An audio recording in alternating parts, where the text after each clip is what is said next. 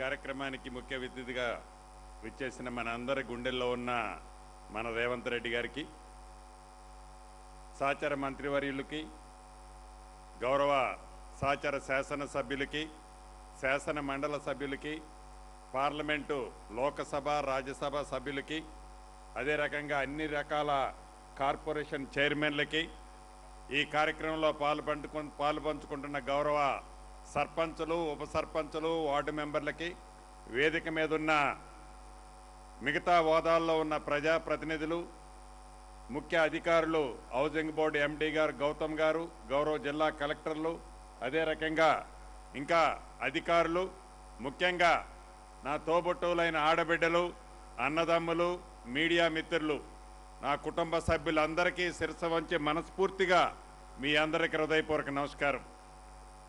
మీ అందరి కష్ట ఫలితంతో తెలంగాణ రాష్ట్రంలో పేదోడి ప్రభుత్వం, ఇందిరమ్మ రాజ్యం, గౌరవ ముఖ్యమంత్రి రేవంత్ రెడ్డి గారి చేతుల మీదుగా గడిచిన 2 సంవత్సరాల 5 నెలలు పూర్తి చేసుకొని 6వ నెలలో ఈనాడున్నాం. ఆనాటి 10 సంవత్సరాల పాలన, ఈనాటి 2 సంవత్సరాల 5 పాలన మీకు చాలా స్పష్టంగా కనిపిస్తుంది. ఈ 2 సంవత్సరాల 5 నెలలలో పేదవాడి కష్టాలు తెలిసిన ఈ ప్రభుత్వం, పేదవాడి కష్టాలు ప్రత్యక్షంగా చూసిన గౌరవ ముఖ్యమంత్రి రేవంత్ రెడ్డి గారు, పేదవాడికి ఏం చేస్తే మంచిగా ఉంటుంది, పేదవాడికి ఏమందిస్తే ఆనందంగా ఉంటుందని అన్ని విధాల పరి విధాల ఆలోచించి పేదవాడి ఆత్మ గౌరవానికి చిహ్నంగా ఇల్లు ఇవ్వాలి అని పట్టుపట్టి మొదటి విడత 4.5 లక్షల ఇళ్ళు రాష్ట్ర వ్యాప్తంగా ప్రతి నియోజకవర్గానికి, 3,500 ఇళ్ళు తగ్గకుండా, ప్రతి నియోజకవర్గానికి 3,500 ఇళ్ళు తగ్గకుండా, ఐటీడీఏ ప్రాంతంలో అదనంగా ప్రతి నియోజకవర్గానికి 1000 ఇళ్ళు అదనంగా రాష్ట్రంలో ప్రతి నియోజకవర్గానికి ఇవ్వటం జరిగింది. పదే నేను ప్రతి నియోజకవర్గం 3,500 ఎందుకంటున్నానంటే, ఆనాటి 10 సంవత్సరాల పాలనలో మీరు చూశారు, గజ్వేలు, సిరిసిల్ల, అదే రకంగా ఇంకొక సిద్దిపేట, ఆ నియోజకవర్గాల్లోనే డబుల్ బెడ్రూమ్ ఇల్లు కనిపిస్తాయి. ఇక రాష్ట్రంలో ఈ ఆదిలాబాద్ నియోజకవర్గాలు కానీ, ఈ గిరిజన ప్రాంతాలు కానీ, ఈ పేదవాడు గూడాలు తండాల్లో ఉండే కష్టాలు కానీ ఆనాటి దొరలకి కనపడలే. దొరల పరిపాలనకి ప్రజాప్రభుత్వం రేవంత్ రెడ్డి గారి పరిపాలనకి తేడా ఇది. ఈరోజు ఏ గ్రామానికల్లా వెళ్ళండి, ఏ గూడానికల్లా వెళ్ళండి, ఏ తండాకన్నా వెళ్ళండి, ఏ డివిజను ఏ వార్డు కన్నా వెళ్ళండి, ఇది నాకు ఇందిరమ్మ ఇల్లు ఇచ్చాడు రేవంత్ అన్న అని వాళ్ళ కళ్ళల్లో ఆనందం. ఇప్పుడే కొటారిలో కులానికి చెందిన పీవీటీ గ్రూపుకి చెందిన వాళ్ళు సుమారు 26-27 ఇళ్ళు ఓపెనింగ్ చేసి వచ్చాం. రాష్ట్ర వ్యాప్తంగా సుమారు 1,20,000 ఇళ్ళు గ్రామీణ ప్రాంతంలో అర్హులైన పేదవాళ్ళందరికీ నీది ఏ కులమని అడగల, నీది ఏ మతమని అడగల, ఇల్లు ఇస్తే నాకు ఓటేస్తావా అని కాంగ్రెస్ కార్యకర్త ఎవరూ అడగల. నువ్వు నిరుపేదవైతే చాలు, నీ నిరుపేద ఆత్మ గౌరవానికి చిహ్నంగా ఆనాటి 10 సంవత్సరాలలో ఆ ప్రభుత్వం విస్మరించింది. ఈ పేదోడి ప్రభుత్వం వచ్చిన తర్వాత ప్రతి పేదవాడికి ఇవ్వాలని, నీది కులం మతం చివరికి ఏ పార్టీ అని అడగకుండా ఈ ప్రభుత్వంలో ఈనాడు మీ అందరికీ ఇల్లు ఇస్తున్న సంగతి మీకు తెలుసు. ఏదో ఒక్కసారి ఇచ్చాం అయిపోయింది అని చేతులు దులుపుకోవటంలా, రెండోసారి ఇదే వేదిక మీద నుంచి గౌరవ ముఖ్యమంత్రి గారు కూడా చెప్తారు, 2.5 లక్షల ఇళ్ళు 2వ విడత ఇస్తున్నాం, 3వ విడత ఇస్తాం, 4వ విడత ఇస్తాం. అర్హులైన ప్రతి పేదవాడి ఆత్మ గౌరవానికి చిహ్నంగా రేవంత్ అన్న రాష్ట్రంలో ఉన్న అర్హులైన ప్రతి పేదవాడికి ఇల్లిచ్చి తీరుతాం. ఈ మధ్య మీరు సోషల్ మీడియాలో చూస్తున్నారు, ఎక్కడ మీరు ఇల్లు ఇచ్చారని అడిగారు. నేను ఒకటే ప్రెస్ మీట్లో వారిని అడిగాను, హైదరాబాద్లో 10 సంవత్సరాల్లో మీరు కట్టిన ఇళ్ల కంటే ఎక్కువ కడితేనే రాబోయే అసెంబ్లీ ఎన్నికల్లో నేను పోటీ చేస్తా, తక్కువ కడితే నేను పోటీ చేయను. అదే రకంగా డ్రామాలరావు గారు, మీరు ఎక్కువ కడితే మేము ఎక్కువ కడితే నువ్వు పోటీ చేయకుండా ఉండటానికి సిద్ధమా అని నేను ప్రశ్నిస్తే ఆ ప్రశ్నకు సమాధానం లేకుండా సొల్లు పురాణాలు సొల్లు కథలు చెప్తున్నారు తప్ప పేదవాడి గౌరవం పేదవాడి ఆత్మ గౌరవానికి చిహ్నంగా ఉండే ఇల్లు ఇవ్వాలనే జ్ఞానం వారు మర్చిపోతే మీ దీవెనలతో ఉన్న ఈ ప్రభుత్వం ఈనాడిస్తుంది.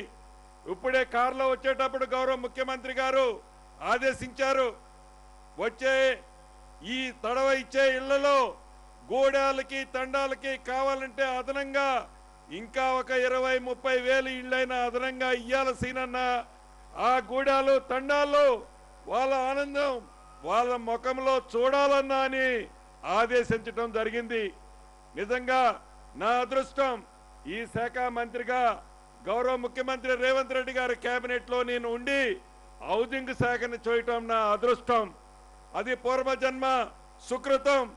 ఏదైతే ఏఐసిసి నాకు ఈ బాధ్యతలు ఇచ్చి గౌరవ ముఖ్యమంత్రి రేవంత్ రెడ్డి గారి సారథ్యంలో ఈనాడు పేదవాడి కల నెరవేర్చే అవకాశాన్ని నాకు రేవంత్ అన్న ఇచ్చినందుకు మనస్ఫూర్తిగా మీ అందరి సాక్షిగా వారికి మనస్ఫూర్తిగా కృతజ్ఞతలు తెలియజేస్తున్నాను.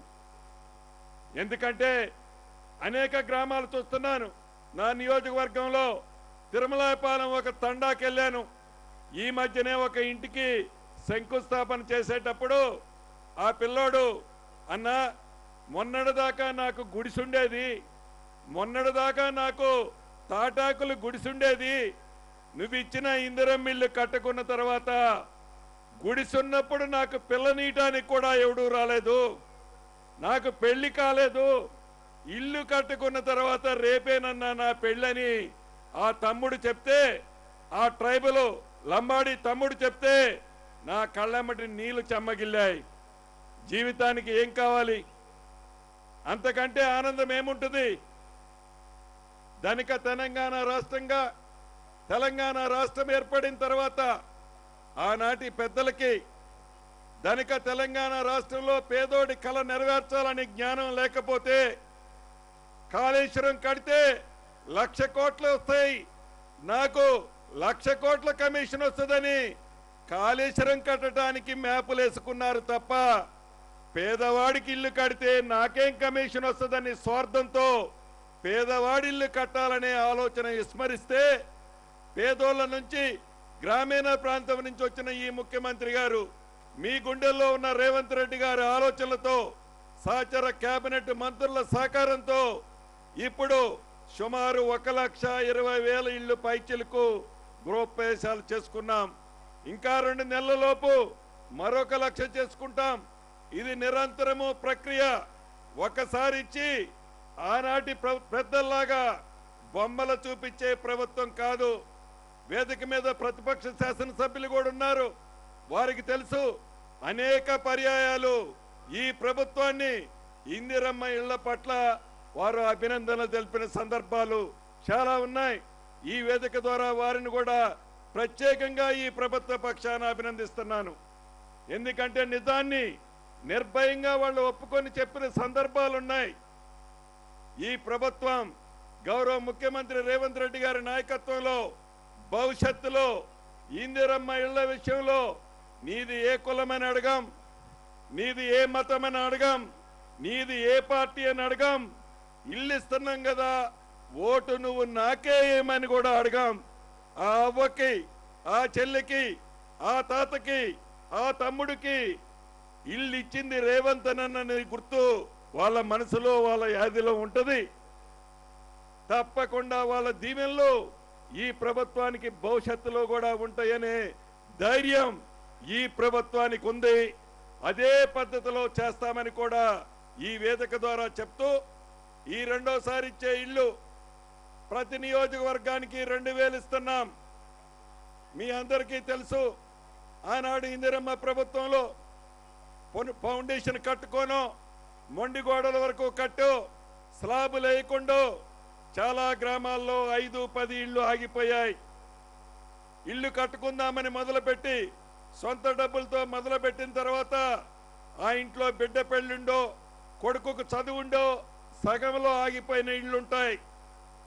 10 సంవత్సరాల్లో దొరల పాలనలో గృహలక్ష్మి ద్వారా ఎన్నికల 6 నెలల ముందు కాగితాలు ఇచ్చారు గృహలక్ష్మి ద్వారా రాష్ట్ర వ్యాప్తంగా 4 లక్షల మంది నా ఆడబిడ్డలకి కాగితాలకే పరిమితమయ్యాయి.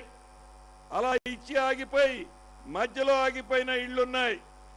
ఈ రెండోసారి ఇస్తున్న ఇళ్లలో అటువంటి వాటికి సంబంధించిన ఈ విడత ఈ 2000లో 500 ఇళ్ళు అటువంటి వాటిని కూడా ఇస్తున్నాం. పోయినసారి దానికి ఈసారి దానికి తేడా సగంలో ఆగిపోయిన ఇంటికి ఆ ఆగిపోయిన ఇంటి పరిస్థితిని బట్టి దానికి కూడా రేవంత్ అన్న మీకు కానుకగా ఇవ్వబోతున్నాడని చెప్పడానికి సంతోషిస్తున్నాను. ఒకటే మీకు చెప్తున్నా, మీ నిబద్ధత చూస్తుంటే మీ ఆనందం చూస్తుంటే ఇట్లా సూది కిందేసిన ఆ శబ్దం మీరు స్పష్టంగా వినిపడే విధంగా మీరంత నిశ్శబ్దంగా క్రమశిక్షణతో కూర్చొని ఉన్నారు. చాలా సంతోషం. నేను మాట్లాడిన తర్వాత ఎవరూ లేకొద్దు. గౌరవ ముఖ్యమంత్రి గారు వారి మనసులో ఉంది ఈ గిరిజన ప్రాంతమైన ఈ ప్రాంతంలో ఇంత పొద్దుపోయిన తర్వాత కూడా మీతో చర్చించాలని కూర్చున్నందుకు మీరంతా కూడా ముఖ్యమంత్రి గారి ప్రసంగం పూర్తయ్యేంత వరకు కూడా ఇదే పద్ధతిలో ఉంటారని మనస్ఫూర్తిగా చెప్తూ చివరగా మీకు చెప్పదలుచుకున్నది ఒకటి, ఇది ప్రజాప్రభుత్వం. ఇందిరమ్మ ప్రభుత్వం అంటే మీకు తెలియంది కాదు. పేదవాడి కష్టాలు తెలిసిన ప్రభుత్వం, పేదవాడికి అండదండలుగా ఉండే ప్రభుత్వం, పేదవాడికి భద్రత భరోసా కల్పించే ప్రభుత్వం. అది ఏ కులమైనా కానీ, ఏ మతమైనా కానీ, ఏ పార్టీ అయినా కానీ మీ అండదండలుగా ఈ ఇందిరమ్మ ప్రభుత్వంలో రేవంత్ అన్న వారి సైన్యం మేమంతా ఉంటామని మీకు తెలియజేసుకుంటూ మరొక్కసారి లక్షలాది మందిగా ఇక్కడికి విచ్చేసిన నా కుటుంబ సభ్యులకి, ఈ కార్యక్రమాన్ని ఏర్పాటు చేసిన ఇన్ఛార్జి మంత్రివర్యులు జోపాలన్న, ప్రేమ్ సాగర్ రావు అన్న గారికి, అదే రకంగా స్థానిక నాయకులందరికీ మరొక్కసారి చేతులు జోడించి